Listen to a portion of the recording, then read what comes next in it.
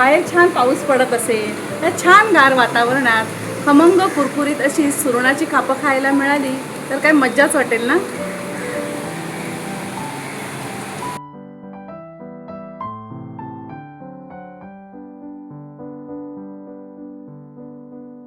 नमस्कार मंडळी, आज मी तुम्हाला दाखवणार आहे खमंग कुरकुरीत आणि चवीला अप्रतिम अशी सुरणाची कापं. अगदी कमी साहित्यात कमी वेळात सुरणाची कापं कशी करायची ते आता पाहूया. तर सुरणाची कापं करण्यासाठी लागणारं साहित्य पाहूया. हे आपण पाव किलो सुरण घेऊ. हे हळद घेतलंय, हे लाल तिखट घेतलंय, मीठ आहे, लिंबू आणि हा रवा आपला नेहमीच्या वापरातला जाडा रवा आहे आणि हे तांदळाचं पीठ आणि तेल. आपण सुरणाचा खालचा जो मातीचा भाग असतो तो काढून टाकूया.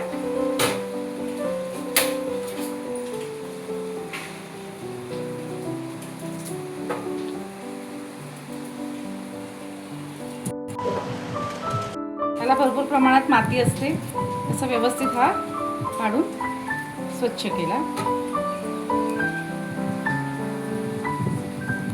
आता ही साल काढून आपण हे सुरण स्वच्छ असं धुवून घेतलंय. आता त्याचे आपण काप करूया.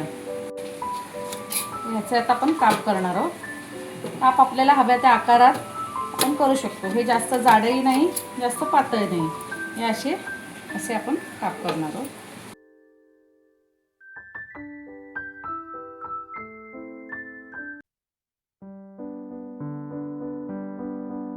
सुरणाची कापं करण्यापूर्वी आपण सुरण उकडून घेणार आहोत, कारण कच्च्या सुरणामुळे हाताला किंवा घशाला खाज येऊ शकते.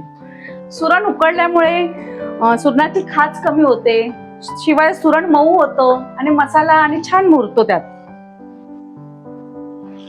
सुरण बुडेपर्यंत आपण पाणी ठेवलंय.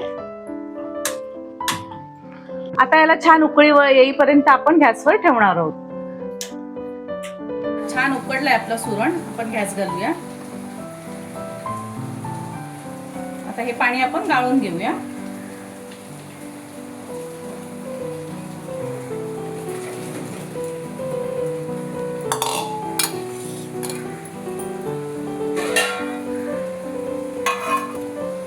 ही सुरणाची कापं आपली झाली उकडवून.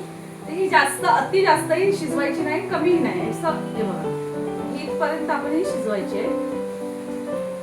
आता ही कापं आपण एका ताटात घेऊया. आता या सुरणावर आपण लिंबू पिळणार आहोत अर्ध. यावर कोकम आगळ घातलं तरी चालतं.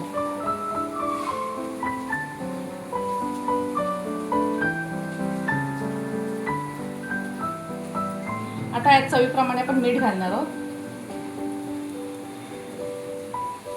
आणि हे चांगलं चोळून घेऊया. त्याला हळद घालूया.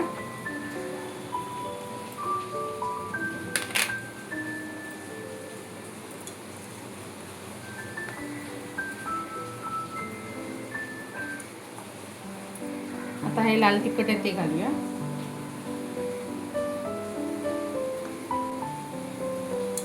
सगळ्या कापांना आपण हे लावून देऊया.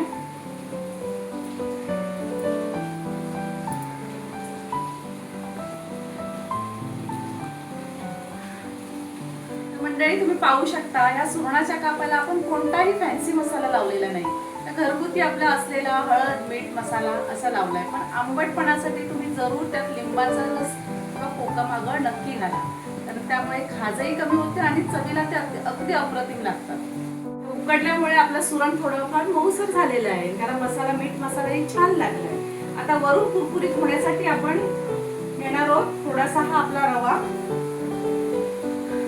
आणि त्यात घेणार आहोत आपण हे तांदळाचं पीठ. आता हे दोन्ही मिक्स करून आपण या कापांना लावणार आहोत. हे आपण मिक्स करूया.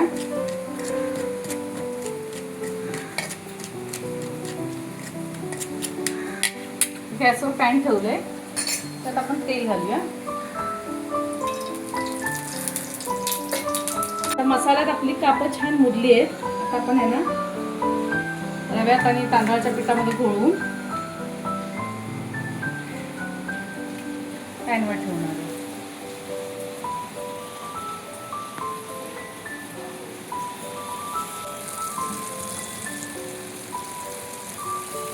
याला आपण परतणार आहोत.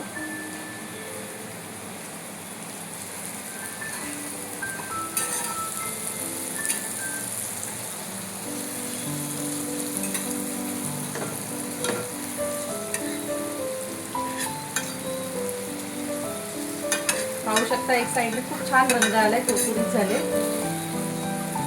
तर दुसरी बाजूही आपण शेकून घेऊ.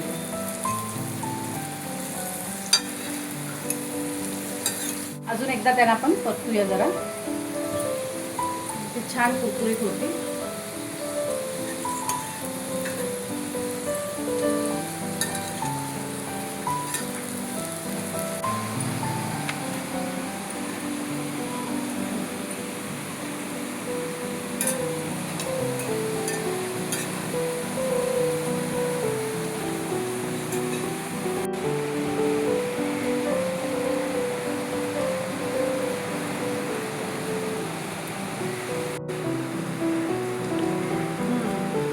छान झाली आहे.